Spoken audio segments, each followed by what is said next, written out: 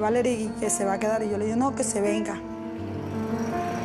Y la última vez que la vi, iba saliendo de allí y se dirigía hacia allá.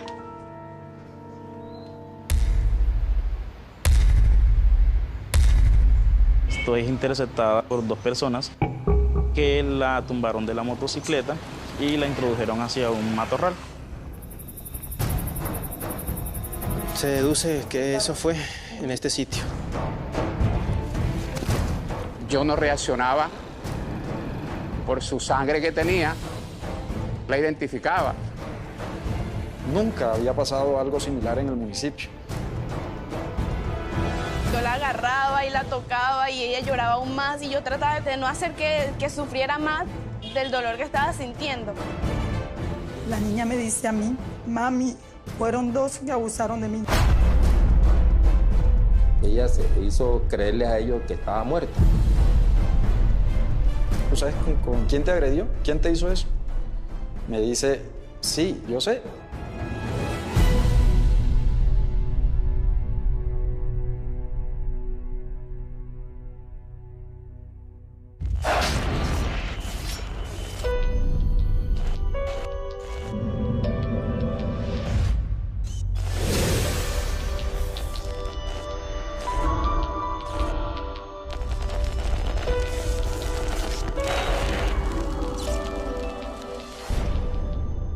Buenas noches, soy Vanessa de la Torre. Solo 15 años tenía Valerie Peña cuando la desgracia se atravesó en su camino. Sucedió una tarde en octubre del 2015 en el Banco Magdalena. Dos hombres la violaron y la apuñalaron. Su intención fue clara, matarla. Lo que no sabían cuando la abandonaron en un potrero era que Valerie sobreviviría. Su testimonio se convirtió en la principal herramienta de las autoridades para encontrar a los responsables y llevarlos a la justicia. En la investigación de Lucía Benavente, ustedes verán que nada ayudó más a las autoridades que escuchar a Valerie decir, sé quién fue. Así comienza El Rastro.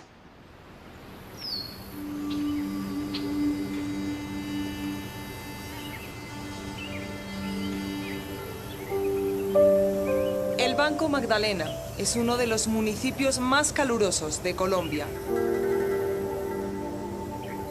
Aquí, la sombra es un refugio continuo para la mayoría de la población.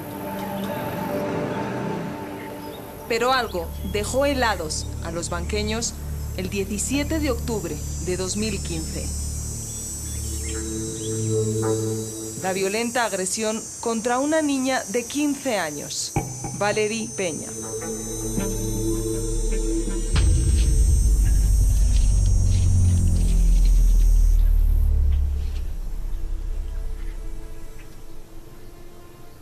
Mi hija era alta, delgada, era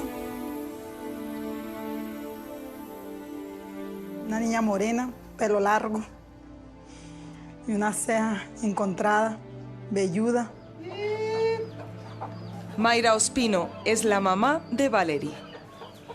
Valerie era una niña muy alegre, era una niña que tenía muchos sueños, que quería estudiar la universidad. Siempre cuando alguna discusión que yo tuviera con el papá me decía, mami, yo mando a hacer una casa de 2 pisos, tú, papi, sube arriba en el segundo piso y tú te quedas en el primer piso. Ella era una niña que tenía muchos sueños. Su tía, Catalina Peña, la recuerda con cariño. Valerie era una niña muy introvertida, una niña muy sencilla, una niña familiar, muy amorosa. Valerie vivía en Belén, un corregimiento ubicado a 30 minutos del banco. Diariamente, ella se trasladaba por esta carretera para llegar a su colegio en el banco. Allí conoció a su mejor amiga, María José Rojas. Decía las cosas de frente, o sea, nada la paraba. Si ella tenía que decirlo, lo decía, no le importaba nada.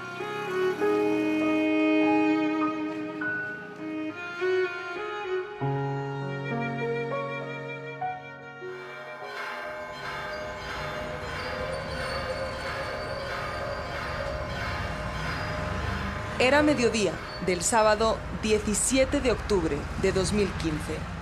Valerie había pasado la mañana en el banco haciendo un trabajo para el colegio con sus compañeros. Al terminar, Valerie se comunicó con su madre. Ella llamó como a la 1. Llamó y su hermanita contestó la llamada. Me dijo, mami, Valerie que se va a quedar. Y yo le dije, no, que se venga porque después me tocaba a mí traer la moto. Valerie debía despedirse de sus amigas y volver a casa cuanto antes. Así que cogió su moto, dejando atrás a María José. Y la última vez que la vi, iba saliendo de allí y se dirigía hacia allá, para Belén. Valerie cogió la carretera y al desviarse por el camino que conduce hasta Belén, no se dio cuenta de que 2 hombres en una moto la estaban siguiendo. Como cuenta el médico Manuel Puello. Cuando iba por la entrada, es interceptada por 2 personas que la tumbaron de la motocicleta y la introdujeron hacia un matorral. Es cuando la empiezan a agredir físicamente, causándole las heridas con unas tijeras. Posteriormente fue abusada sexualmente. Según el médico, en medio del dolor y la impotencia, Valerie se quedó quieta y cerró sus ojos. Sus agresores patearon a la niña porque ellos creían que la niña estaba muerta. Y se marcharon del lugar. Después de ser agredida sexual y físicamente, Valerie Peña fue abandonada en este punto. Sus agresores pensaban que ella había quedado sin vida. Lo que no sabían era que Valerie podía observar cómo ellos se marchaban en su moto.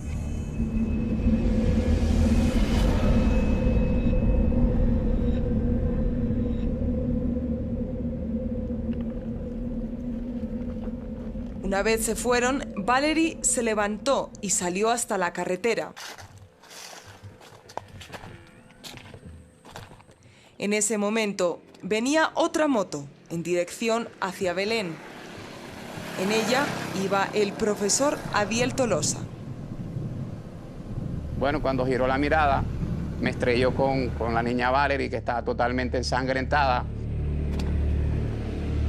Yo no resonaba quién era la niña, porque por su sangre que tenía, pues no la identificaba.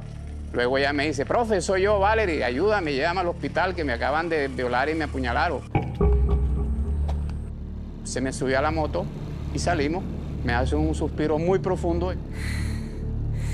Yo presumo que le ha dado un infarto por la cantidad de puñaladas que tiene. Y entonces dijo, bueno, se me fue. Y le digo, Valerie.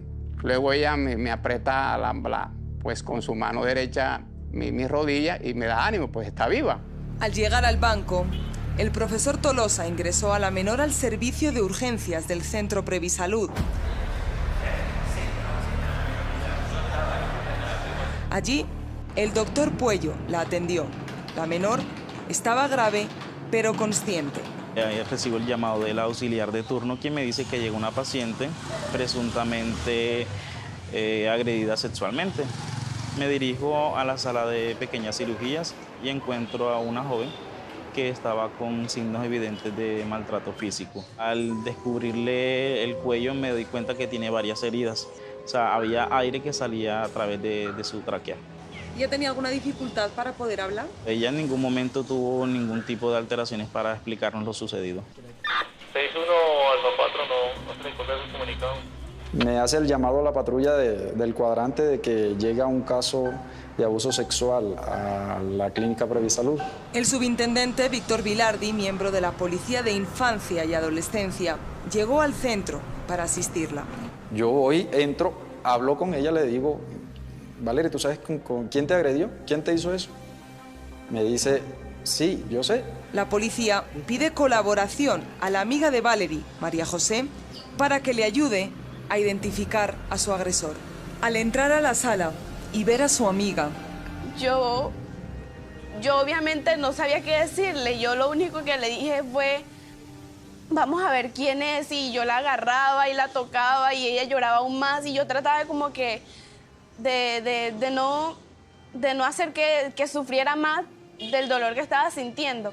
Cuando de repente Valerie dijo un nombre. Esto me lo hizo un tal Jerry. No solamente María José, también Mayra y el profe Tolosa escucharon ese alias. Yo le pregunto, Valerie, ¿tú sabes quién te hizo esto, mi amor? Me dice, sí, Jerry Day. Además, Valerie también le dijo al subintendente Vilardi y al médico Puello el alias del Jerry. Incluso logró describirlo ante el doctor. Me dice que es una persona de estatura promedio, que es de una persona morena, nariz un poquito fileña, cejas delgadas, ojos achinados. Pero reconoces a alguien, me dijo, es que es alguien que vivió cerca donde viví yo, una pensión. Sí, es que cuando yo estaba más niña, yo vivía en una pensión en Pueblo Nuevo y al lado vivía el muchacho y él siempre me molestaba cuando yo estaba pequeña, pero yo nunca le presté atención. Entonces, ¿tú crees que es él? Y me dijo, sí, yo creo que es él. Y le pregunté, ¿sabes cómo se llama? Me dijo, no sé cómo se llama, pero sé que le dicen Jerry o Cherry, me dijo ella. Valerie estaba en estado crítico y necesitaba una cirugía urgente. Sin embargo, el banco no contaba con unidad de cuidados intensivos y el doctor Puello toma la decisión de remitirla a Santa Marta. Una vez en la ambulancia, el doctor Puello se despidió de ella. Le dije, Valerie, necesito que vuelvas al banco. Y ella me dijo que sí, que ella iba a volver, que me prometía que volvía al Banco Magdalena porque quería ser la mejor ingeniera de petróleos y que uno de los pozos que iba a descubrir iba a tener mi nombre. En ese momento me sonreí con ella y le dije, no quiero que tenga mi nombre uno de los pozos, solamente quiero que vuelvas. Todo el banco estaba impactado con lo ocurrido. Nunca había pasado algo similar en el municipio.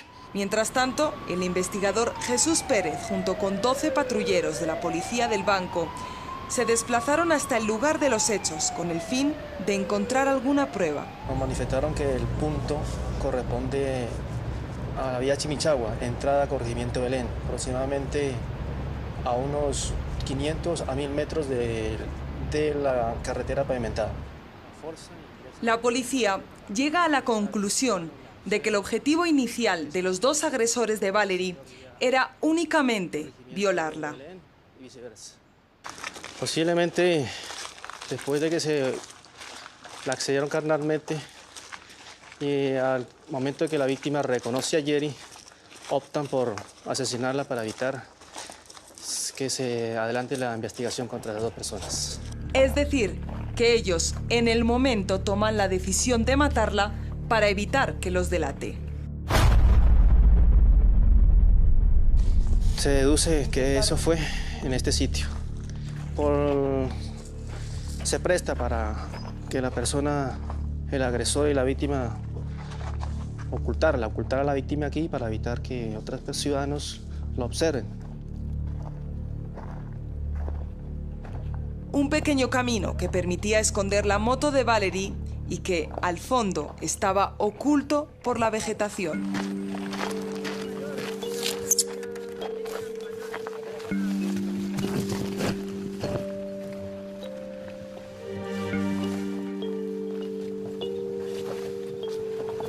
Fueron 200 a 300 metros que se inició la búsqueda de elementos material laboratorio, fluidos, sangre, elementos contundentes tipo tijeras. Al igual, en el sector del otro lado de la carretera, también fueron 200 metros que se hizo la inspección. No fue posible la ubicación de elementos material probatorio. Los agresores no dejaron rastro, pero la policía tenía algo más valioso: el testimonio en vida de Valerie.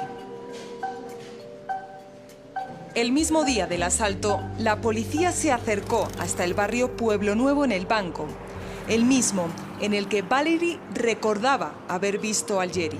Allí, un grupo de vecinos dio a la policía el nombre completo de quien respondía a este alias: José Fernando López Viloria. Este hombre, que para la policía coincidía con las características físicas descritas por la menor. Se solicitó a la Fiscalía General de la Nación la orden de captura. Mientras tanto, Valery tenía por delante 6 horas de trayecto hasta llegar a la clínica La Milagrosa en Santa Marta.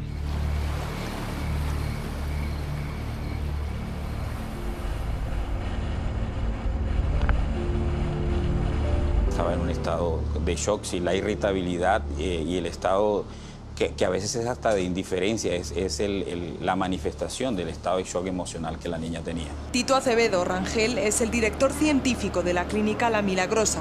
Él atendió a la menor. Ella, ese día llegó con lesiones de alta gravedad que sabe uno que generan inestabilidad en cualquier momento de la evolución de la paciente. Habían lesionado vasos sanguíneos del cuello y la vía aérea, pues todo lo que uno considera que es la tráquea y es la estructura de respirar. De hecho, la niña tenía fugas de aire al momento de respirar. También presentaba lesiones hemorrágicas pulmonares. Los médicos no tardaron en hacer un examen sexológico a Valery y buscar muestras de ADN que correspondieran con el hombre que las autoridades buscaban. José Fernando López Viloria. El laboratorio de genética logra establecer a través de las células epiteliales de ella que sí se encontró el ADN de José Fernando. Vicente Guzmán es el director de Fiscalía Seccional del Magdalena. Lo que está diciendo el dictamen médico legal es que José Fernando sí tuvo un contacto sexual con ella. Una prueba más para justificar la búsqueda de este hombre. Al día siguiente, todo el banco estaba buscando a José Fernando y el investigador Pérez recibió un aviso de un vecino. Se tuvo conocimiento que para el mismo día de los hechos, esta persona salieron del municipio. José Fernando, junto con su hermano Elkin Mauricio López Viloria, conocido como El Morocho, había montado en un bus y huido del banco. Por su parte, habían pasado más de 20 días y la menor no mejoraba. Que la niña la subieron a cirugía. Pero mi hija no aguantó la cirugía. Le dio un paro, demoró 15 minutos.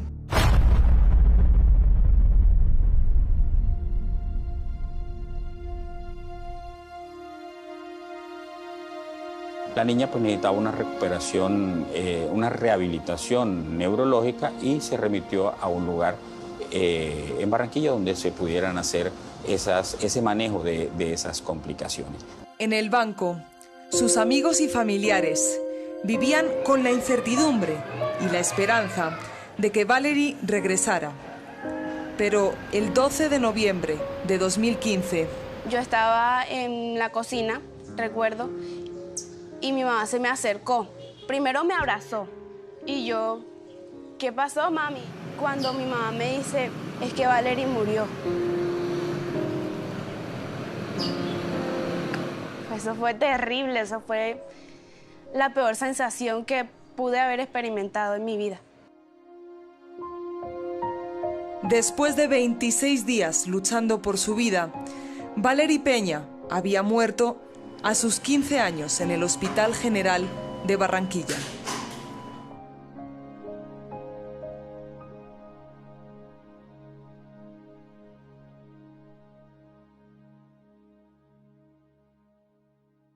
Las autoridades tenían un nombre, José Fernando López, alias El Yeri. Ahora tenían la misión de encontrarlo. Sin embargo, dar con su paradero no parece tan fácil. ¿Lo lograrán? Ya regresamos con esta historia de Lucía Benavente. Sé quién fue.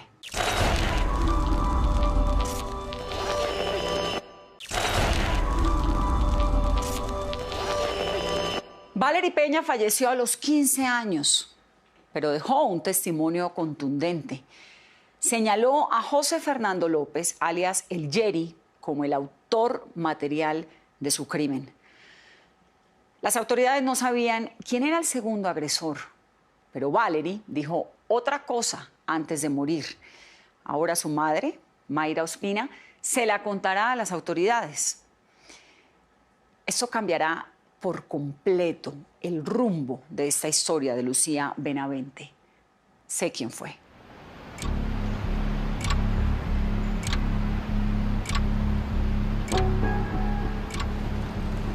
José Fernando López Viloria, el Yeri, era el principal sospechoso del asesinato de Valery Peña.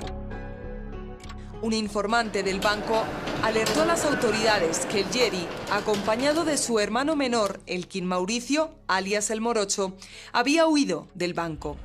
¿Hacia dónde se dirigían? Ellos viajaban a la ciudad de Bogotá.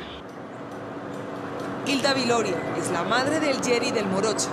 Ella compró los pasajes de bus en el que los hermanos huyeron del banco en la tarde del sábado 17 de octubre.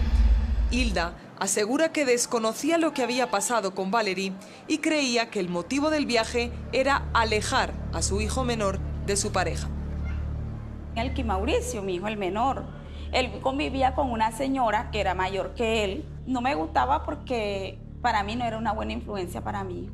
Hilda se refiere a esta mujer de nombre Isolina Suárez. Yo tenía como que ese afán, voy a ser sincera, que mi hijo pues se alejara de ella. ¿Usted interactuó con sus hijos esa tarde? Cuando yo llego a la casa y yo les digo, ajá, ¿y cuándo es que ustedes piensan viajar? Entonces ahí fue donde yo llamo al muchacho, eran como las 6 de la tarde, me dan por y me compra unos pasajes así. ¿Compró los pasajes después de que hubiera sucedido lo que pasó con Valery? Sí, yo mandé a comprar los pasajes como a las 6 de la tarde. Yo fui la que, ¿cómo decirle? Los motivé para que él se fuera, sin saber lo que estaba pasando. El domingo 18 de octubre, la policía sabía que José Fernando se encontraba en Bogotá. Muchas personas, inicialmente de Unidad Básica de Investigación Criminal del Banco, se desplazó hasta la ciudad de Bogotá. Durante 2 semanas buscaron al Yeri por toda la ciudad, pero fueron negativas la búsqueda, no se logró la localización de esta persona. Cuando Hilda supo que todo el banco estaba buscando a su hijo, acusado de cometer un delito, optó por ocultar su ubicación. ¿No cree que la responsabilidad suya como madre era, si estaban buscando al Yeri, entregarlo y decirle usted tiene que hacer frente a la justicia ya que lo están buscando? Si supiera que mi hijo fuera culpable, sí. Pero yo confío en la inocencia de mi hijo, por eso no lo hice. Y nunca tenía la convicción de que mi hijo todo el tiempo estuviera huyendo. Según ella, le estaba protegiendo. Bueno, y si yo presento a mi hijo y después aparece el culpable y mi hijo me le pasa algo, entonces ¿quién me lo va a devolver? Era mayo de 2016. Habían pasado 7 meses desde la agresión a Valery y mientras Mayra lloraba la pérdida de su hija, la policía continuaba con la búsqueda del Yeri y todavía era una incógnita quién era el segundo agresor. El 21 de mayo de 2016, una mujer se acercó hasta la estación de policía del banco a dar una información. La mujer era Isolina Suárez, la expareja de Elkin Mauricio El Morocho y excuñada del Yeri. Ella tenía algo que contar sobre su exnovio, quien acababa de volver de Bogotá. Da testimonio ante la autoridad de policía judicial, manifestando que alias Morocho también participó en el crimen de Valery Peña Ospino. Según Isolina, los 2 hermanos estaban involucrados en la violación y posterior muerte de Valery.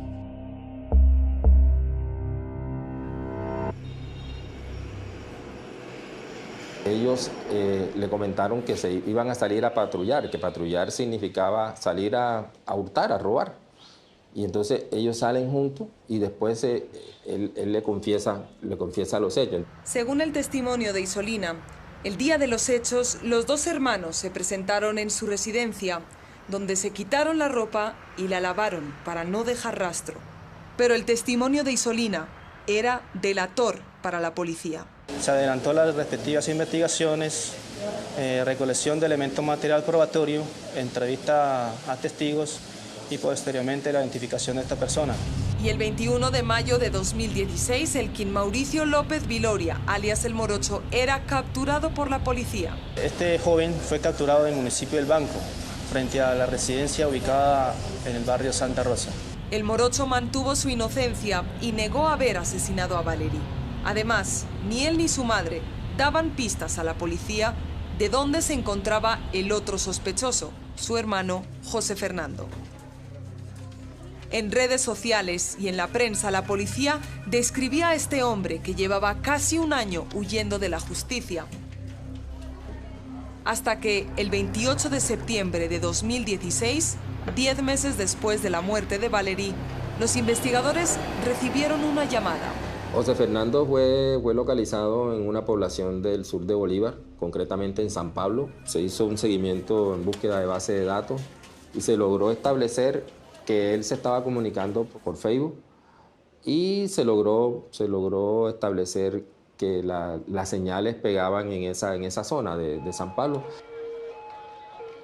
Yo sabía que eso iba a pasar algún día. Yo me lo imaginé. José Fernando tenía 22 años y estaba haciendo labores en una finca. Bueno, así cuando llegó allá a la finca, llegaron 3. Aunque no puso resistencia, aseguraba que él era inocente. Igual que el hermano, manifestaban no ser autores del crimen. Pero si era inocente, ¿por qué no se entregaba a la policía? Me daba como el temor de estar en una cárcel. Además, pues estaba recibiendo amenazas constantemente. Por eso demoré también escondido, porque en mis redes sociales todavía es la hora y encuentro donde me decían que no me entregara, que me iban a matar. El Jerry fue trasladado por las autoridades hasta el banco. Al llegar al puerto, el Jerry se mostraba avergonzado ante sus vecinos. Ahora sí te da pena. ¿Ah? Ahora sí te da pena. ¿Ah? Pero cuando le estaba dando, matando a la pelada y sí. Allí, los banqueños lo recibieron con insultos, pero él decía ser inocente. Elkin Mauricio y José Fernando, los hermanos López Viloria, estaban en manos de la justicia. A pesar de que ellos aseguraban ser inocentes, la fiscalía tenía pruebas que mostraban lo contrario. ¿Qué teníamos? Teníamos un dictamen, un informe sexológico, un protocolo de necropsia y también tuvimos posteriormente una prueba muy importante que fue la prueba que nos dio el laboratorio de genética. Además de la prueba más contundente. La declaración de la niña, porque ella sobrevive al hecho. La fiscalía acusaba a Elkin Mauricio, el morocho, de feminicidio agravado y acceso carnal violento contra una menor de edad. El 8 de febrero de 2017, la justicia falló en su contra y Elkin Mauricio fue declarado culpable por un juez. Sin embargo, ese fatídico 17 de octubre de 2015, al morocho le faltaban 9 días para cumplir los 18 años, es decir, era menor de edad. Por eso, la condena de Elkin Mauricio por responsabilidad penal para adolescentes de 8 años está recluido en un establecimiento especial para adolescentes en la ciudad de Medellín. Elkin Mauricio se encuentra aquí, exactamente, en el Centro Rehabilitación La Pola de Medellín. Después de su condena, Elkin Mauricio aceptó su responsabilidad y reconoció que había violado y acuchillado a Valery Peña. Pero su hermano El Jerry mantiene su inocencia. No estuve en los hechos. Estoy el 100% seguro que no estuve ahí. Entonces, ¿por qué Valery le reconoció a usted? Digo que eso es mentira. Ella nunca dijo mi nombre. Ella lo que dio fue el apodo. Según El Jerry, Valery confundió a los hermanos y creía que Elkin Mauricio era El Jerry. O sea, dijo que no sabía exactamente si era Jerry, si era yo o era él. O sea, que usted dice que una joven que fue violada por un hombre no pudo identificar a ese hombre a plena luz del día y lo confunde con su hermano, a quien no se parece tanto. La verdad, pues cada quien puede pensar lo que quiere. El pasado 27 de octubre, la justicia halló culpable a José Fernando y lo condenó por acceso carnal violento y feminicidio agravado. José Fernando López Viloria, conocido como El Jerry, se encuentra recluido en esta cárcel, la cárcel Rodrigo Bastidas en Santa Marta. Su condena es de 55 años y 10 meses de cárcel. Un fallo que la defensa apeló.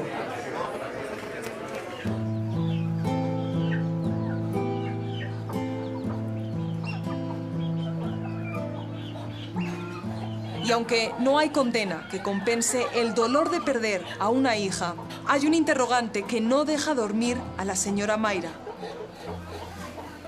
¿Por qué?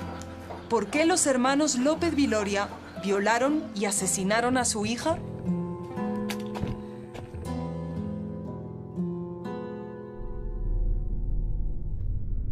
Valerie, además de reconocer al Jerry, le contó a su madre algo que escuchó decir a sus agresores después de que la acuchillaron 9 veces en el cuello. Ya nosotros realizamos el trabajo porque a nosotros nos pagaron 500.000 pesos por realizar el trabajo. Esas fueron las palabras que la niña me dijo a mí. Con el testimonio en vida de la menor, familiares, amigos y autoridades sospechan que el Jerry y el morocho solamente eran los autores materiales a los que alguien les pagó. Pero, ¿quién habría pagado a estos hombres, alias el morocho y el Jerry? ¿Cuál era la intención y el motivo de hacerle daño a Valerie? Ya regresamos.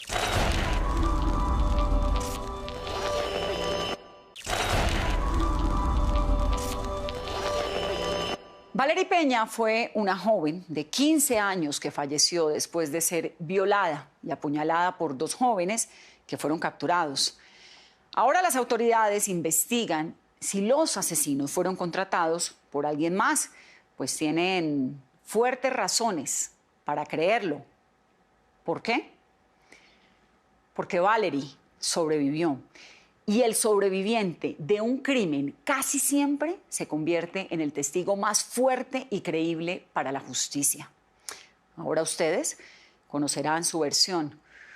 Una versión que redireccionó el rumbo de esta investigación. Así termina la historia de Lucía Benavente. Sé quién fue.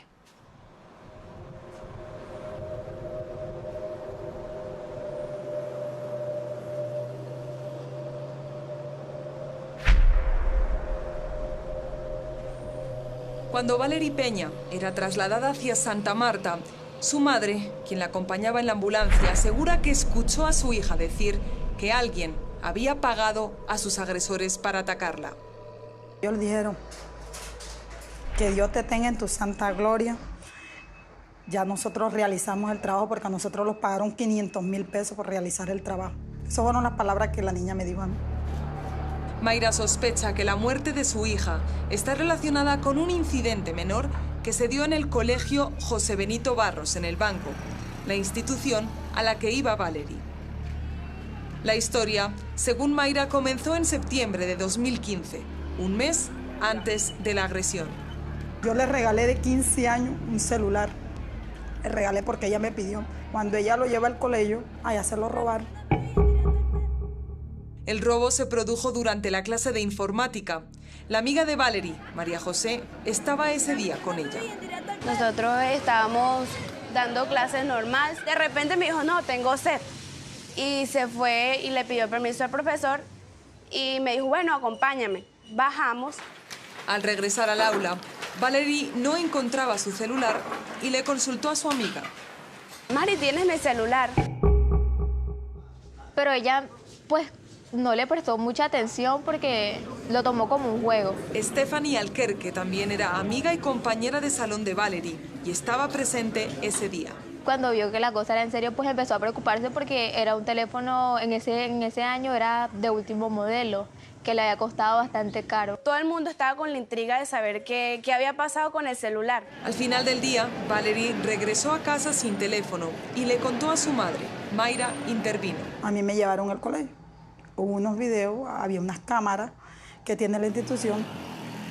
Según los padres de Valerie, en estos videos se veía claramente a una compañera del salón cogiendo el celular. ¿De quién se trataría? Identificaron que se había robado el celular. María Camila se había robado el celular. María Camila, ella decía que ella no lo había cogido. Que yo no lo cogía, pero ya la habían visto. Pero, ¿quién era María Camila? Edward Ribón es amigo y compañero de Valerie. Explica que ella era una alumna que llevaba apenas unos meses en el salón. Entró con un carácter fuerte, le gustaba competir en lo académico. Como que no le gusta perder, siempre quiere tener la razón. Según Edward, Stephanie y María José, desde el primer día, las personalidades de María Camila y de Valerie se encontraron.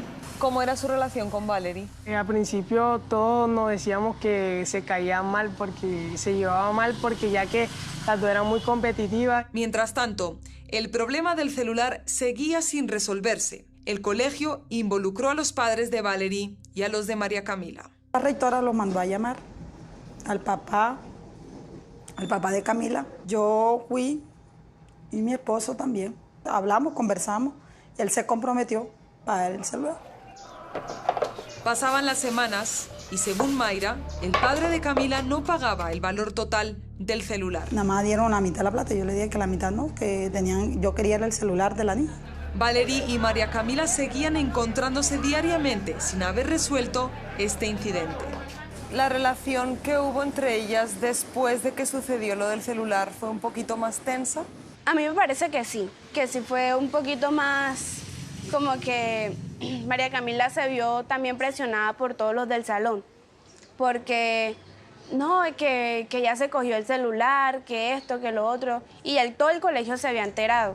Supongo que eso como que le habrá dado rabia y entonces ya la actitud como que era un poquito más como que hacia Valerie un poquito más alejadita. En el salón de clase pues chocaba mucho porque tenían dos pensamientos muy distintos. Mayra asegura que el viernes 16 de octubre de 2015, Valerie, quien todavía esperaba que Camila le respondiera por su teléfono, le hizo un comentario. Le dijo, Camila, dile a tu papá que no me vaya a comprar el celular blanco, sino dorado. El 17 le hacen lo que le hicieron a mí. Para la familia de Valerie, la agresión y posterior muerte de la menor a manos del Yeri y del morocho tiene que ver con el robo del celular. Nosotros decimos que por el celular, decimos nosotros, no sabemos qué más tras de eso puede haber. Mientras tanto, la Fiscalía Seccional del Magdalena asegura que el acto de los hermanos López Viloria fue premeditado. Lo que se desprende de la investigación es que ellos ya habían preparado esa situación. Y sería organizado por un tercero. Lo que nosotros estamos investigando también es que hay un determinador de esos hechos. ¿Puede haber una tercera persona? Por supuesto. Un autor intelectual que, según Guzmán, probablemente se contactó con José Fernando. Cuando le preguntamos a José Fernando el Yeri si existe una tercera persona involucrada en el hecho, él de repente nombra a alguien. Dicen que Camila tiene algo que ver ahí. Camila es una muchacha que vivió en el barrio. Con Camila, sí, tratábamos. Traté con Camila en el tiempo que demoré yo ahí en el barrio. Pero en el momento que yo me fui del barrio, pues tampoco logré saber más nada de ella. ¿María Camila le ofreció dinero para hacerle algo a Valerie? No. Si lo hubiera hecho, hasta estas circunstancias, téngalo por seguro que ya habría dicho quién había sido. Porque de igual manera, si voy a pagar yo, tiene que pagar esa persona. A pesar de que el equipo del rastro se puso en contacto con la familia de María Camila en numerosas ocasiones, siempre rechazó dar declaraciones. La Fiscalía tiene ahora la labor de dar respuesta al mayor interrogante. ¿Por qué la mataron? La esperanza de la familia de Valerie es que los hermanos López Viloria colaboren con la justicia. Esa es la pregunta que yo me hago siempre. Quiero saber quién fueron los que pagaron los 500,000 pesos.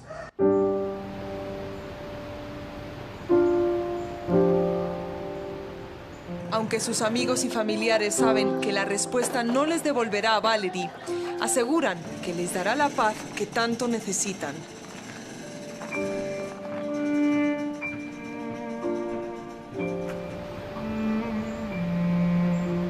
Acaban de cumplirse 2 años desde la muerte de Valerie. El doctor Puello asegura que jamás olvidará la promesa que la menor le hizo en la ambulancia y que no pudo cumplir.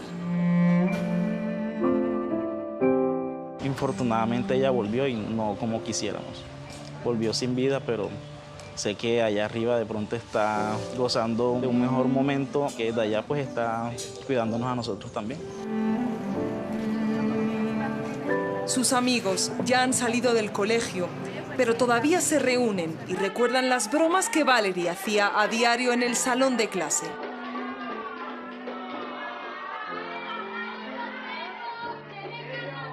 Extraño de ella su alegría, era bastante alegre y no le importaba nada. Ella, con tal de ver reír a las otras personas, hacía de todo. Pero en la casa de los Peña Ospino ya nadie se ríe. ¿Qué es lo que más extraña de Valerie? Muchas cosas, que hablaba mucho conmigo, iba allá a la casa, se ponía a hablar, que ella quería ser una profesional. Valerie le dejó un vacío grande en toda la familia. Un vacío que su madre Mayra llena a diario con recuerdos efímeros y sueños frustrados. Cuando ella llegaba del colegio, tocaba la ventana, me decía, Mayra Ospino, ábrame la puerta. Todos los días extraño a mi hija. Siempre he extrañado cuando las amigas vienen de vacaciones, que están en la universidad y no veo llegar a mi hija. Y esperaba de ver que llegara a esa universidad, pero no alcanzaron que mi hija llegara a esa universidad. No me la dejaron terminar su juventud. Mientras tanto, en el banco todo el mundo habla sobre el crimen que se hizo contra Valerie Peña.